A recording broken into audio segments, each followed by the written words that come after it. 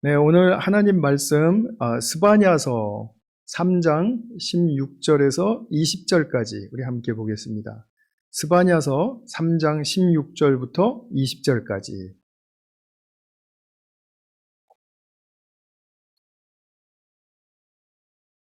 제가 새 번역으로 봉독하겠습니다. 그날이 오면 사람들이 예루살렘에게 말할 것이다. 시온아, 두려워하지 말아라. 힘없이 팔을 늘어뜨리고 있지 말아라. 주 너의 하나님이 너와 함께 계신다.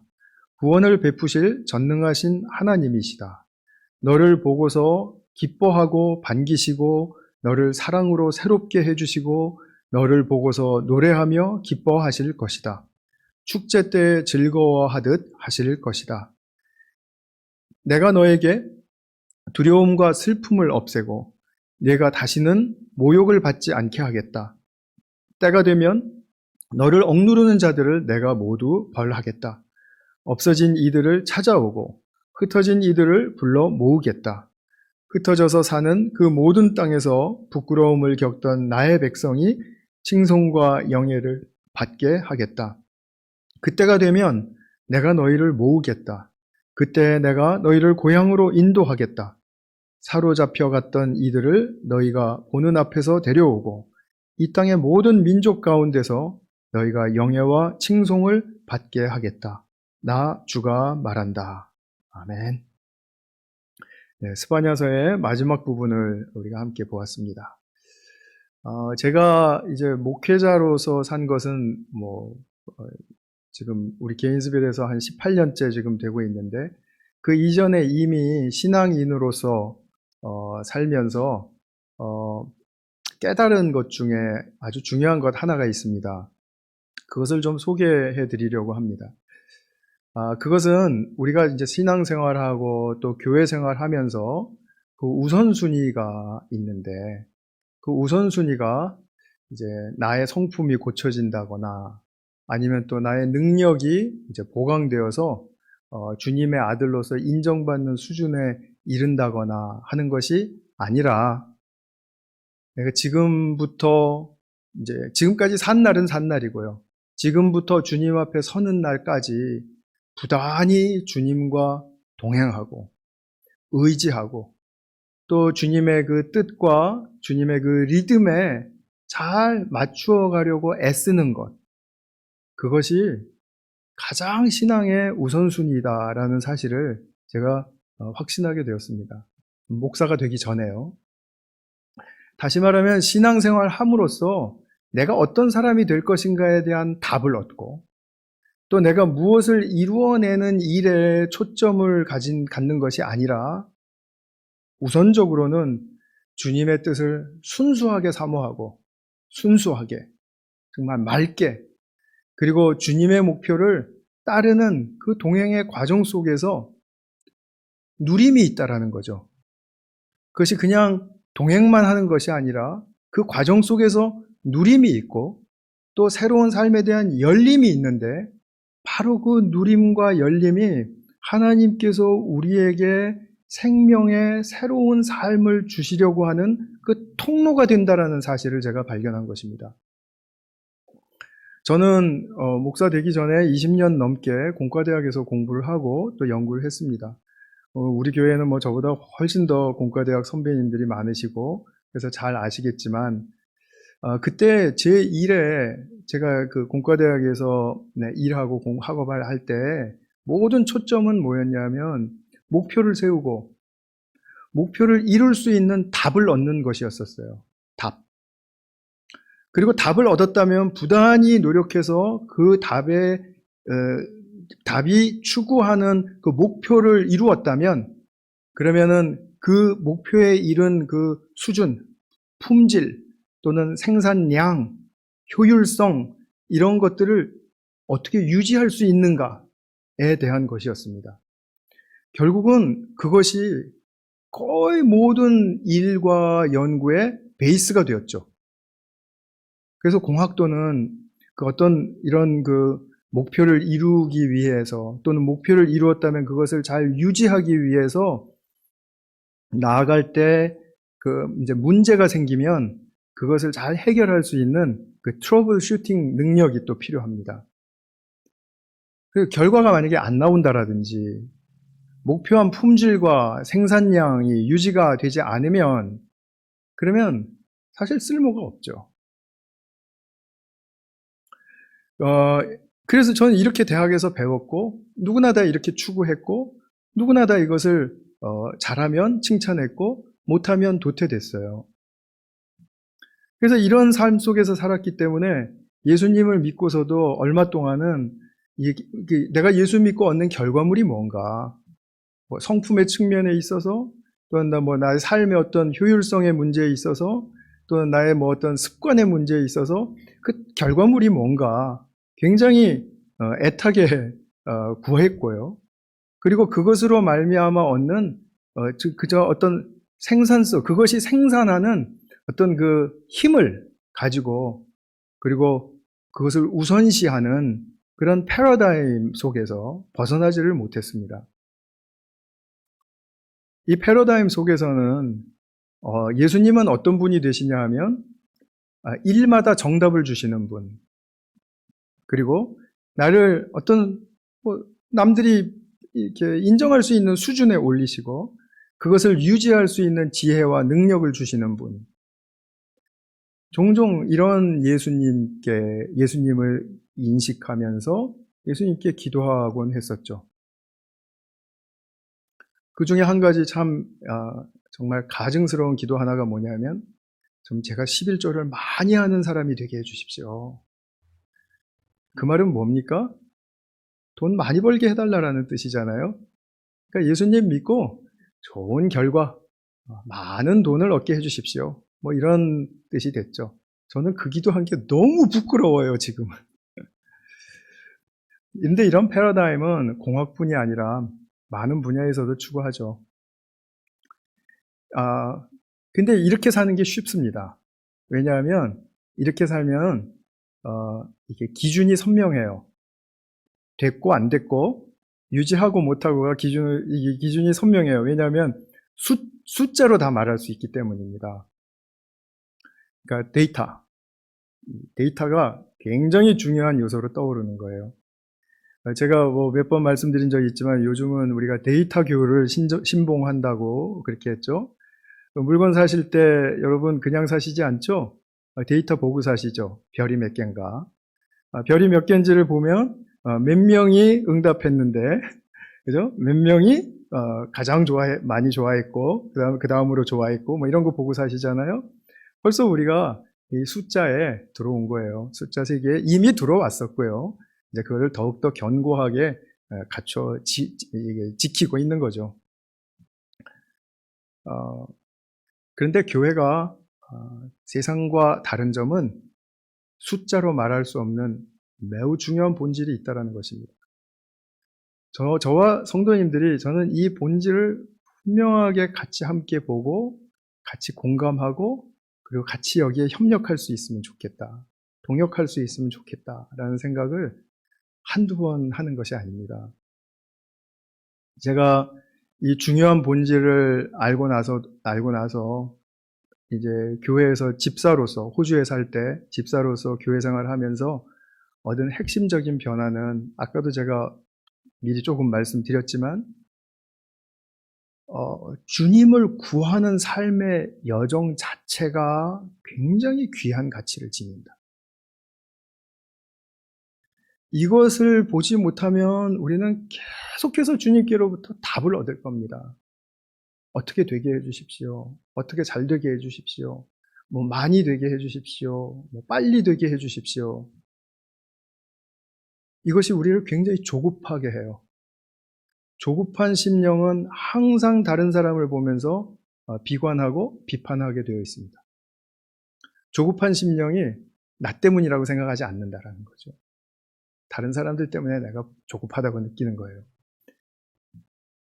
주님 앞에 설 때까지 우리가 결과가 아닌 그 과정, 주님과 함께 걷는 과정, 지금 이 예배의 순간에도 주님과 함께 동행하는 이 과정의 의미는 얼마나 복된 것인가.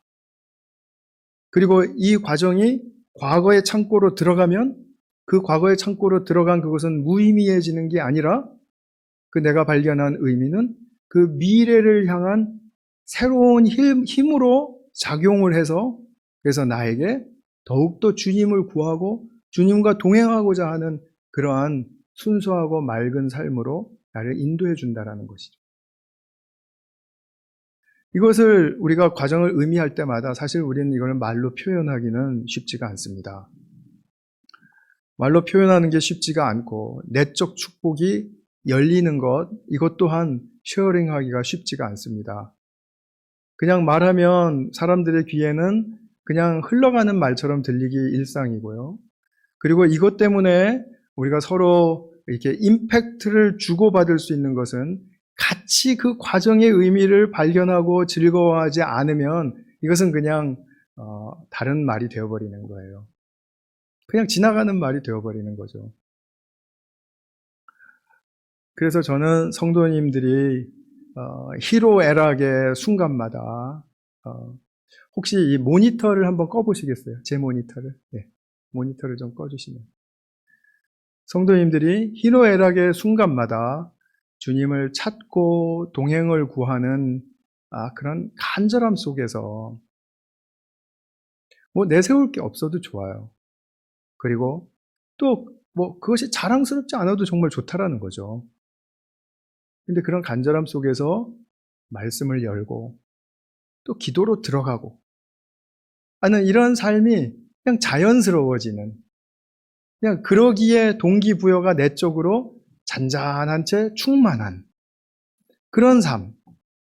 숫자와 겉모양으로는 판단할 수 없는, 누가 보아도 판단할 수 없어요. 제처가 열심히 기도 생활하고 말씀 보고 하는 걸 알지만 제처가 하는 것만큼 제가 그렇게 잘 알 수는 없어요. 그런데 제가 따라서 그것을 같이 하다 보면 그것을 또 알게 돼요. 그래서 저 사람의 삶이 굉장히 소중하다. 그리고 그 사람을 존중하고 싶은 마음이 생겨요. 그런 삶. 그냥 우리가 그걸 또 특별히 뭐 말을 하는 게 아니거든요, 둘이서. 근데 그런 삶. 그러면 굉장히 평안하고, 그리고, 좀, 뭐라 그럴까요? 좀, 삶이 좀, 안정되게 느껴진다고 해야 되나요? 평안하다, 이 말입니다. 그래서 이런 신앙의 여정의 길이 우리 그리스도 안에서 이미 얻어졌거든요. 예수님께서 보여주셨기 때문에. 그리고 그것을 살아내셨고, 또 우리도 예수님과 같이 살 수 있도록 성령께서 우리와 함께 해주시기 때문에, 이게 원리적으로는 우리가 완전히 이 길을 얻은 겁니다. 얻었는데, 그 길을 그냥 걸어가느냐, 아니면 우리의 내적인 주님을 향한 동기부여를 가지고 걸어가느냐, 거기에 이제 갈림길이 있게 되는 것입니다. 우리 선지자들은 요즘 이제 우리 선지서를 보고 있는데요. 선지자들은 이제 그리스도께서 걸어가신 길을 미리 나름 뭐 좀 부족함이 있었겠죠. 부족하나마 걸었던 사람들입니다. 그래서 선지자들은 잘 보시면 아실 수 있습니다. 신앙의 정답을 찾고 가르쳐서 고치려는 사람들이 아니에요. 선지자가 과연 그러면 어떤 사람들이었는가? 그것 말고 뭐 리더로서 뭐 할 수 있는 일이 있나?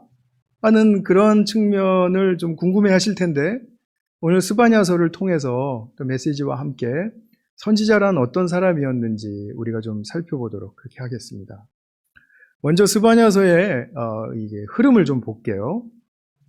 오늘 본론으로 들어갔는데 시간이 꽤 많이 걸렸네요. 스바냐서는 누가 뭐라 그래도 3장 17절이 가장 유명하죠. 아시죠? 우리 복음성가 찬양으로도 많이 했고요.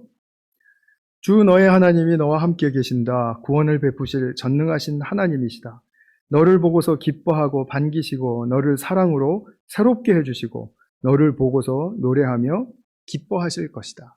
주님이 우리를 얼마나 기뻐하시는지 그 마음을 팍 털어놓으신 그 아주 함축적이면서도 강렬한 사랑 고백, 이거 우리의 신앙의 어떤 정답이 되겠죠.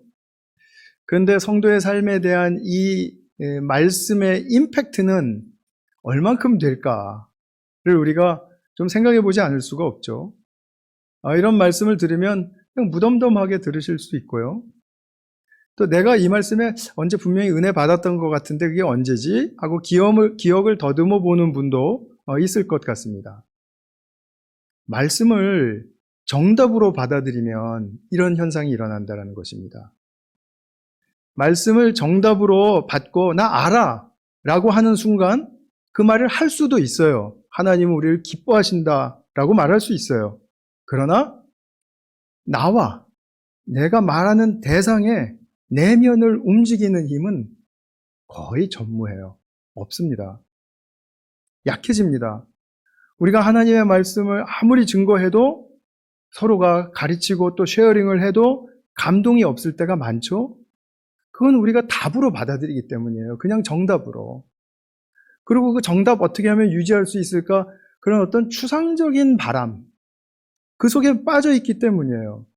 이것은 하나님의 말씀의 의도라고 볼 수 없죠. 그래서 3장 17절의 말씀이 우리에게 강렬한 임팩트가 될 뿐만 아니라 1장부터 나와 있는 모든 말씀이 우리에게 좀 어떤 내면을 좀 때리는, 속된 말로 우리 이 뼈를 때리는 그런 그 말씀이 되려면 우리는 말씀을 자꾸 그냥 논리적으로 이해하고 그리고 답을 얻었다라고 생각하는, 그래서 내가 시원하다라고 느끼는 그 패러다임을 벗어나야 된다 이 말이죠. 스바냐서의 메시지의 흐름을 한번 좀 보겠습니다. 잘 보시면은 1장에는 여호와의 날이라는 말, day, 날이라는 말이 키워드입니다. 근데 여호와의 날이라는 말은 무엇을 가리킬까요? 종말을 가리킵니다. 종말. 네, 종말은 예수님이 오셨을 2000년 전부터 시작했죠. 그래서 우리는 종말의 시대에 지금 살고 있습니다. 종말의 그날에 여호와의 날이니까, 하나님의 날이니까 하나님이 하나님 되심을 드러내시는 때라는 것을 말하는 거예요. 쉽죠? 그죠? 여호와의 날은 무슨 날이라고요? 하나님의 하나님 되심, 주 되심, 구원주 되심을 드러내시는 그런 시기라는 거예요. 근데 이것을 이제 선지서에서는 여호와의 날을 뭐라고 이제 많이 내용을 담아서 이야기를 하냐 하면 심판을 많이 표현을 합니다. 7절에 보면, 제가 읽지는 않겠습니다. 7절에 보면 심판하시는 날이라고 얘기해요. 이것을 14절에서 다시 한번 심판하시는 그 무서운 날, 하나님 되심을 드러내시는 날이에요. 8절에는 재물을 잡는 날, 그 다음에 15절에 보면 분노하시는 날, 또 18절에서도 이어서 분노하시는 날이 또 되풀이돼요. 16절에 보면 나팔이 울리는 날, 뭔가 거대한 역사가 일어나는 날이라는 뜻입니다. 구약적인 그 표현이죠. 전쟁의 함성이 터지고 견고한 성읍이 무너지는 날, 높이 솟은 망대가 무너지는 날, 이 날을 많이 이야기하죠. 물론 2장에서도 날을 이야기합니다만 1장에는 하여튼 이 날로 가득 차 있습니다.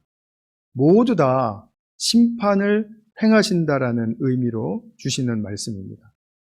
그러면 왜 심판을 하시는가? 그 이유도 말해주고 있습니다. 1장 5절 6절 보시면 주에게 맹세하고 주를 섬기면서도, 그러니까 하나님의 백성으로서 예배를 드리고 또 주님의 이름으로 또 일도 하고 삶도 살아가면서도 밀곰, 우상을 맹세하고 두고 맹세하고 또 주님을 등지고 또 찾지도 않고 그리고 아무것도 여쭙지 않기 때문이다. 이 말씀에 좀 찔리지 않으시나요? 나는 주님께 여쭙는 일이 별로 없는데요. 믿음이 너무 좋아서 그런 거 아닌지 그렇게 생각을 했는데요. 뭐 이렇게 생각하실 수도 있겠죠. 그런데 무슨 일이 일어날 때 주님, 이 일의 의미는 무엇입니까? 뭐 조금 좀 우리가 각박하게 주님께 여쭙는다면, 뭐 어저께도 제 철을 통해서 어떤 분이 이렇게 기도했다고 들었는데 Why me? 왜 납니까? 라고 묻지도 않는다라는 거예요. 뭔가 마음속에 이렇게 알고 싶은 게 있으면 주님께 물어야 되잖아요. 근데 묻지 않는다라는 거죠. 주님이 그게 너무 섭섭하신 거예요. 그 다음에 9절, 폭력과 속임수를 써서 신전을 가득 채웠기 때문이다. 그러니까 인간의 부패로 말미암아 종교와 정치와 사회를 다 망가뜨렸다 이 말이죠. 자, 이것이 바로 1장에서 나와 있는 그 내용입니다. 2장으로 넘어가면 주변 국가들에 대해서 한 민족 한 민족씩을 거론하면서 심판을 선고하세요. 가사, 아스글론, 아스돗, 에그론, 또 그렛 섬에 사는 사람들, 블레셋, 또 모압, 암몬, 이디오피아, 아시리아, 다 그 짧은 장에 전부 다 거론하시면서 심판을 예고하세요. 멸망을 예고하시는 거죠. 그 다음에 3장에 들어와서는 그 전반부까지는 예루살렘과 그 남유다 이스라엘 백성들에 대해서 심판을 경고하세요. 제가 3장 1절과 2절만 좀 읽어보겠습니다.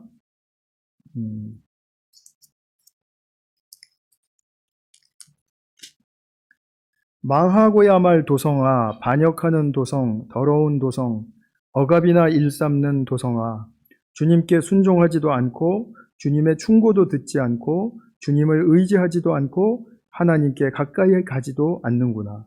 그 안에 있는 대신들은 으르렁거리는 사자들이다. 재판관들은 이튿날 아침까지 남기지 않고 먹어치우는 저녁 이리때다. 하나님께서 이 남유다의 예루살렘을 이렇게 평가를 하셨습니다. 그런데 아울러서 이제 이 말씀을 하신 다음에 당신의 백성들을 회복시키시겠다는 말씀도 함께 주세요. 9절에 보면 이런 말씀을 합니다. 그때에는 내가 뭇 백성의 입술을 깨끗하게 하여 그들이 다 나 주의 이름을 부르며 어깨를 나란히 하고 나를 섬기게 할 것이다. 또 12절 13절에도 보시면 내가 이 도성 안에 있는 주의 이름을 의지하는 온순하고 겸손한 사람들을 남길 것이다. 이스라엘에 살아남는 자는 나쁜 일을 하지 않고 거짓말도 하지 않고 간사한 혀로 입을 놀리지도 않을 것이다. 그들이 잘 먹고 편히 쉴 것이다. 아무도 그들을 위협하지 못할 것이다. 이렇게 하나님께서 또 지켜주시고 또 보호해 주신다라는 그런 말씀으로까지 회복의 메시지를 전하고 계세요. 그리고 이제 우리가 읽은 본문이 스바냐서 마지막에 함께 읽었던 본문인데요. 하나님께서 당신의 백성을 얼마나 사랑하고 기뻐하시고 반기신다라는 말씀을 담고 있죠. 세 장을 우리가 전체를 다 생각을 해본다면 하나님이 심판을 하시겠다라는 그 경고의 메시지, 무서운 메시지가 격앙된 가운데 이렇게 대부분을 차지하고요. 그 다음에 이제 마지막에 회복과 더불어서 또 하나님의 사랑의 속마음을 이제 막 표현하세요. 강렬하게. 그러니까 1장에서 언급된 여호와의 날에 일어나는 일은 무엇인가? 심판을 통해서 주님을 드러내시기도 하지만 사랑과 기쁨의 구원을 통해서 당신을 드러내시기도 한다라는 이 사실을 우리가 볼 수가 있죠. 그래서 이제 이 스바냐서 3장에 걸친 내용을 우리가 이렇게 이제 개략적으로 한번 좀 잡아볼 수가 있습니다. 그런데 우리가 심판의 경고 메시지를 꼼꼼하게 잘 살피고 또 읽고 또 읽어보면 다른 선지서에서도 그렇듯이 이 부정적인 표현과 의미가 너무 강렬해요. 그리고 적나라하고요. 정말 이것을 전하는 선지자의 말을 들을 때 이 하나님의 진노와 분노가 이렇게까지 하고 느낄 정도로 그렇게 우리를 좀 당혹스러울 정도로 아주 강하게 말씀을 합니다. 그러면서 스바냐서를 잘 읽다 내려가다 보면 이 갑작스러운 사랑의 고백이 얼마나 참 그냥 사랑하시니까 라고 하면은 그냥 괜찮아요. 그런데 이렇게 심판의 메시지를 무섭게 전하시다가 아니 이건 또 웬 사랑의 고백이라고 느껴질 정도로 막 너무 기뻐하시고 너는 나의 즐거운 노래이고 막 나는 너를 너무 사랑하고 이렇게 하시면 이게 당황스럽다라는 거죠. 어린 시절에 부모님이나 아니면 선생님한테 엄청 혼나고 야단 맞을 때 기억나십니까? 저는 생생하거든요. 그때 얼마나 공포와 두려움을 느꼈는지도 저는 생생하거든요. 근데 만약에, 그런 일은 저에게 없었습니다만, 만약에 저를 막 야단치던 그 양육자가 태도를 갑자기 확 돌변하더니, 내가 너를 진심으로 기뻐한단다. 너 때문에 내가 즐거운 노래를 불러. 내가 너를 얼마나 사랑하는지 너도 알지? 막 이렇게 돌변을 시키면은 어떤 느낌이 들까요? 정말 주저앉고 싶겠죠. 도망가고 싶든지. 때리는 것보다 더 무섭죠. 그러니까 이게 지금 진노하시는 성품과 사랑하시는 이 성품이 어떻게 이렇게 선지서를 보면은 밀접하게 붙어 있을까? 아니, 선지자는 생각도 없나? 좀 이렇게 뜸을 들이면서 좀 이렇게 잘 이렇게 논리적으로 좀 우리가 따라갈 수 있도록 이렇게 펼쳐주면서 이렇게 이야기를 하면 또 모르겠는데, 갑자기 그냥 뭐 이리떼 같은 놈들아, 막 그리고 막 으르렁거리는 사자들 같은 놈들아, 막 이렇게 하시다가 내가 너를 얼마나 사랑하는지 아니? 내가 너를 기뻐해. 뭐 이렇게 말은, 이거를 선지자는 무슨 배짱으로 그렇게 누가 알아들을 줄 알고 이렇게 같이 붙여놓고 말을 하냐 이것이죠. 혹시 지금 제가 말씀드린 이런 질문을 가져보신 적 있습니까? 아니, 일단 음으로 양으로 있으실 거라고 저는 생각이 들어요. 이것 때문에 우리가 선지자란 어떤 사람인지를 우리가 조금 알 필요가 있는 것입니다. 왜 이렇게 직관적으로 앞뒤 없이 말씀을 전하나? 이것이죠. 이것에 대해서 저만 이렇게 궁금해했던 건 아니었던 것 같아요. 그래서 이런 선지자에 대해서 많이 연구한 분들이 이제 있는데요. 그 중에 이제 제가 두 분만 먼저 소개를 해드리면, 아브라함 헤셸이라는, 여러분들도 이름 많이 들어보셨을 거예요. 유대 신학자이지만, 이제 우리 교회에서도 종종 인용되는 그런 아주 탁월한 분입니다. 구약 성경에 대한 이해가 그들이 보는 관점에서 탁월하니까. 근데 이분이 선지서를 읽다가 가장 인생의 임팩트를 많이 받았다고 해요. 그래서 예언자라는 아주 두꺼운 책을 썼는데, 그 책은 온통 선지자들에 대한 이제 소개, 그리고 메시지에 대한 해설로 이렇게 가득 차 있습니다. 근데 이 아브라함 헤셜이 이런 말을 합니다. 선지자들은 하나님에 대한 이론이나 관을 갖고 있지 않았다. 오직 하나님에 대한 이해만 있었을 뿐이다. 이게 우리 사고로는 잘 이해가 안 되는 말인데요. 그래도 우리가 이해할 수 있는 말입니다. 말하자면 이론적으로 연구해서 하나님에 대한 결론을 내리고 그걸 논리적으로 말하는 사람들이 아니었다라는 뜻입니다. 선지자들에게는 하나님이란 존재가 거역하지 못할 실제였다. 실제. 그리고 당황하고 쩔쩔매게 하는 임재였다. 하나님의 임재가 느껴지면 이들은 다른 생각할 틈이 없었다라는 겁니다. 그들은 하나님의 본성을 밝히려는 탐색자가 아니라 하나님 말씀에 얻어맞은 증인으로 살았다. 이렇게 말합니다. 그러니까 그들은 하나님에 대한 관념을 말한 게 아니라 하나님이 실제로 어떤 태도를 가지고 있으시며 어떤 행동을 취하시는가에 대한 증거자로 살았다라는 것이죠. 월터 브루그만이라는 신학자는 개신교에서 아주 유명한 구약 신학자입니다. 선지자는 이런 말을 해요. 선지자는 사람들이 이렇게 하나님의 두려움과 또 하나님이 주시는 공포를 알면서도 그것을 부인하고 이렇게 꽉꽉 억눌러 왔던 것을 공개적으로 표출시키고 표현하는 소명을 가졌다. 제가 며칠 전에도 우리 이제 장로님 한 분이랑 같이 말씀을 나누는데 본인이 얼마나 신앙생활 열심히 하셨는지 이렇게 얘기를 하세요. 그래서 참 감동 깊게 듣고 있는데 그 중에 한 말씀이 내가 왜 그렇게 했냐면 하나님한테 벌 받을까봐 겁이 나서기도 했고요. 이렇게 솔직하게 말씀을 하시는 거예요. 굉장히 인간적으로 보였습니다.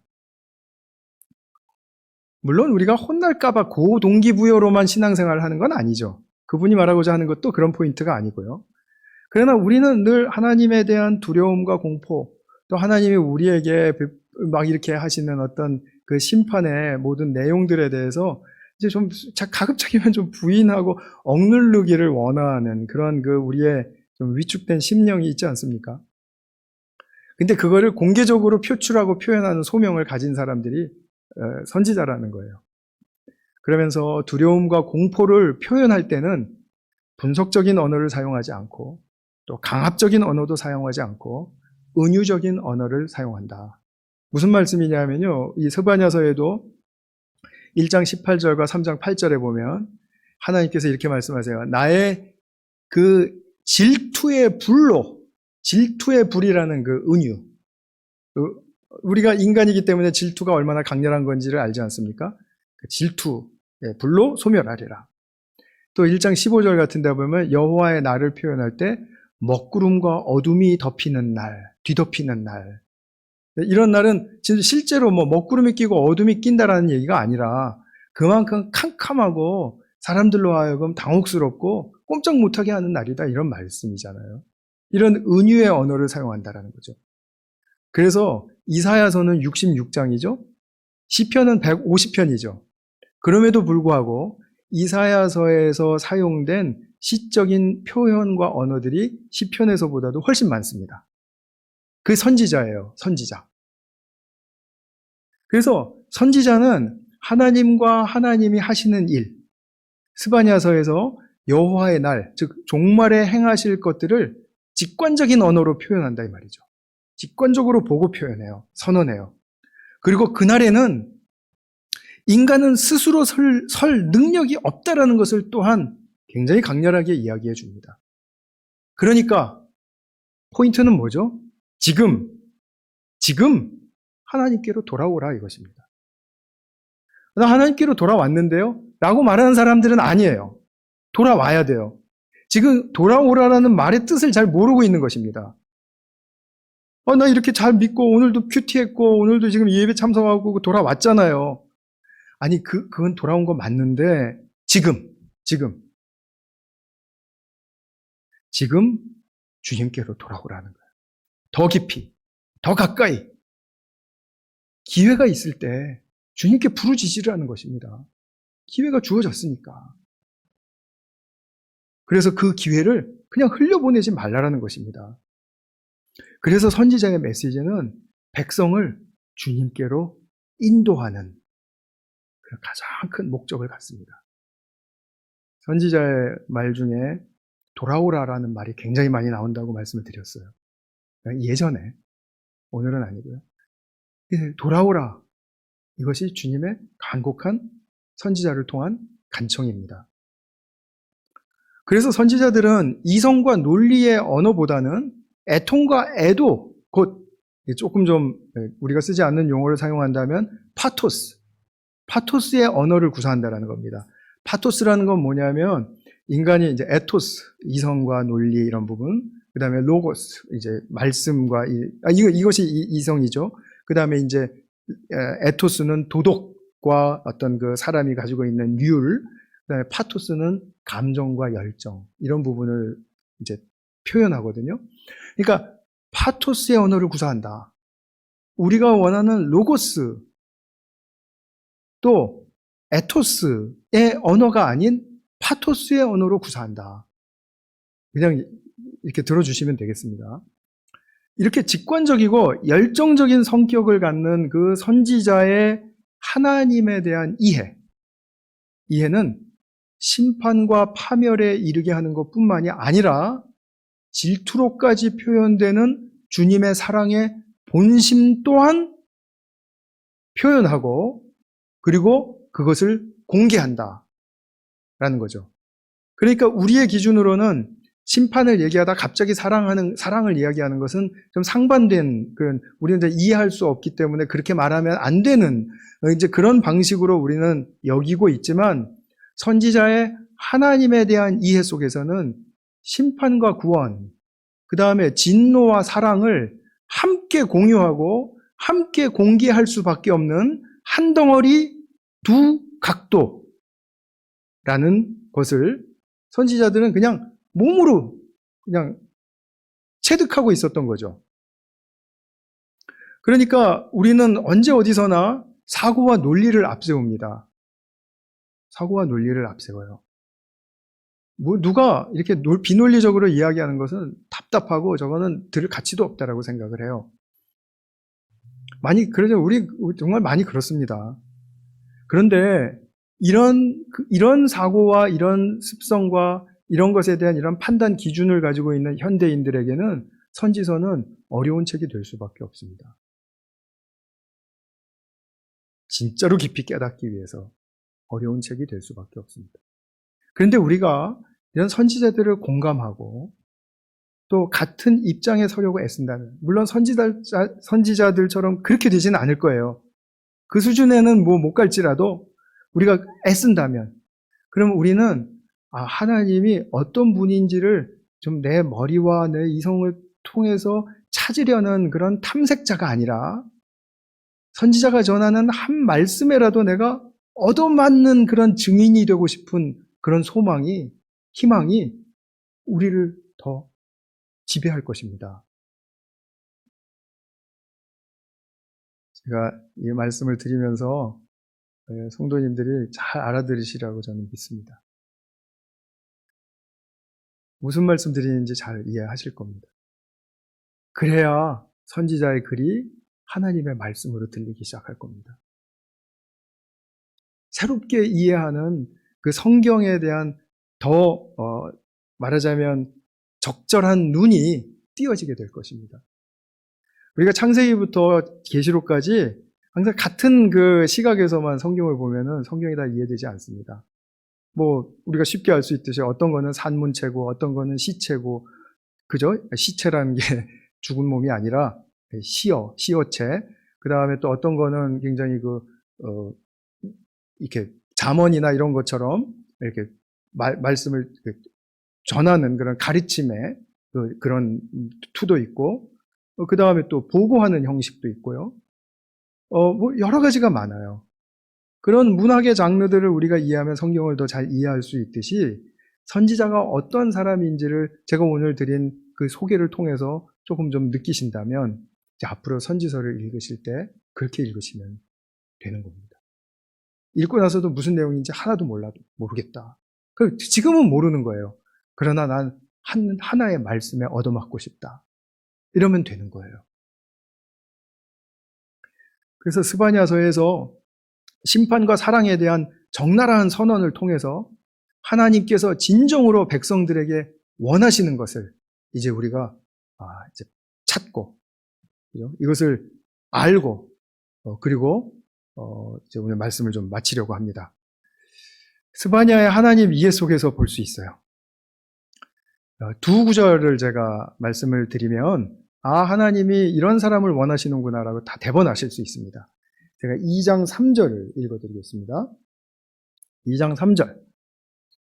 주님의 명령을 따르면서 살아가는 이 땅의 모든 겸손한 사람들아, 너희는 주님을 찾아라. 올바로 살도록 힘쓰고 겸손하게 살도록 애써라. 주님께서 진노하시는 날에 행여 화를 피할 수 있을지도 모른다. 3장 12절의 말씀은 이러합니다. 아까 제가 잠깐 읽어드렸는데요. 그러나 내가 이 도성 안에 주의 이름을 의지하는 온순하고 겸손한 사람들을 남길 것이다. 이 두 구절 보면은 분명하게 딱 들어오는 공통적인 언어가 있죠. 선지자의 직관적인 하나님의 이해 속에서 백성들이 어떠하기를 원하시는가에 대한 것은 겸손한 사람입니다. 또 온유한, 온순한 사람입니다. 올바로 살도록 애쓰고, 내 기준으로 말고 하나님 기준으로요. 하나님 기준으로 올바로 살도록 애쓰고 겸손하게 살도록 애써라. 화를 피할 수 있을지 모른다. 무엇보다 중요한 것은 주님의 이름을 의지해라. 주님의 이름이라는 말은 이름이 품고 있는 모든 성품과 능력과 또 계획과 뜻, 이것을 다 포함하는 말입니다. 그러니까 주님 온전히 주님께 의지해라. 이 말이죠. 주님은 이것이 사람이 마땅히 살 길이고 마땅히 살 방식이라고 그렇게 가르치고 계시는 거예요. 근데 이 말씀도 보면은 이렇게 끄집어내서 보지 않으면 읽다가 그냥 지나가기 쉽겠죠. 그죠? 제가 끄집어내 드렸으니까 이렇게 쉽게 보신 거예요, 지금. 그냥 쭉 읽어가다 보면 이렇게 놓쳐버리기 쉽습니다. 그러니까 저는 지금 현대인의 방식으로 끄집어내 드린 거예요. 직관적으로 끄집어내 드린 게 아니라. 그러니까 우리는 이 말씀을 보셨으면 다시 한번 주님이 그 우리를 향하신 정말 절절하면서도 생생하게 살아계시는 주님의 그 태도, 주님의 자세, 주님의 표현, 주님의 마음, 이런 것이 우리에게 이렇게 딱 느껴지면 네, 알겠습니다, 주님. 제가 겸손하게, 온유하게 주님을 의지하며 살겠습니다. 사실 이 말씀은 예수님께서도 산상수훈에서 해주신 말씀이잖아요. 온유하게 사는 사람은 복이 있다. 그죠? 그래서 우리 영원한 주님의 사랑의 기쁨과 즐거움이 되는 사람은 이러하다라는 거예요. 예나 지금이나 사람들은 지혜가 많고 명성을 얻고 그리고 파워, 각종 파워, 뭐 돈의 파워, 뭐 권력의 파워, 무슨 파워 하는 것에 파워가 있으면 축복이라고 믿습니다. 근데 이 세상 어느 때에도 예수님은 이런 것들이 축복이라고 말씀하시지 않았습니다. 주님을 의지하며 찾을 때 날마다 있어야 할 주님에 대한 나의 겸손과 온유가 참으로 우리를 살게 하는 축복이라고 말씀을 하셨습니다. 내가 이렇게 사는 것이 축복의 통로예요. 그리고 그 축복은 뭐냐면 내가 그렇게 삶으로써 주님이 새롭게 누리게 하시고 열어주시는 새로운 안목, 새로운 성품, 새로운 가치 이런 등등의 새로움에 해당하는 그런 하나님 나라의 생명력을 내가 받는 것. 그때 내가 비로소 생명력을 받는다라는 것. 그것을 우리가 잘 생각해 보셔야 될 것입니다. 오늘날도 그러하고 옛날에도 그러했죠. 경쟁과 성공의 사회 속에서 살아남는 것이 중요하죠. 그런데 과연 어떤 모습으로 된 것이 살아남는 것인가? 이 기준은 각자가 다 따로따로 가지고 있어요. 우리가 보기에는 정말 잘 살아낸 분인데 나의 삶은 실패했다라고 말하는 사람이 있고요. 어떤 사람은 저 사람 삶은 그런 것 같지 않은데 의외로 의연하고 넓고 크네? 정말 인생을 잘 사셨나? 하는 그런 분들이 있고요. 그런데 어떻게 된 것이 살아남은 것인가는 우리가 각자의 기준에 따라서 너무나 다르게 얘기하고 이거 토론하다 보면 밤이 지새거든요. 그러니까 이런 거 우리 하지 말고 이런 건 2차적인 문제로 그냥 놔두고 그리고 우리는 새로운 용기를 가져보는 것이죠. 선지자의 하나님 이해를 통해서 종말에 지금 우리가 이 종말의 시대에 살고 있는데 종말에 주의 은혜로만 설 수 있음을 진심으로 고백할 수 있는가? 그것은 겸손하고 온유한 자들이 할 수 있다는 겁니다. 그래서 말씀을 맺으면서 이렇게 우리와 함께 하시는 하나님의 그 최상의 사랑의 존재가 되는 길, 우리가 지금 여기서 우리가 배웠으니까 또 우리가 알고 있으니까 날마다 걸어가는 그런 축복의 성도님들 되시기를 간절히 기원하고 또 소망합니다. 같이 한번 기도하겠습니다. 사랑하는 주님, 우리가 정말 그 선지자의 하나님 이해 속에서 들려지는 그 말씀에 참 얻어맞는 그런 그 복된 축복이 넘치기를 원하고 또 주님께서 합당하고 기쁘게 여기시는 주님을 의지하는 겸손하고 온유한 사람들 될 수 있도록 축복해 주시기를 간절히 빌고 원합니다. 그리하면 우리에게 약속하신 생명의 복이 열리고 누려지게 될 줄 믿습니다. 예수님의 이름으로 기도하였습니다. 아멘.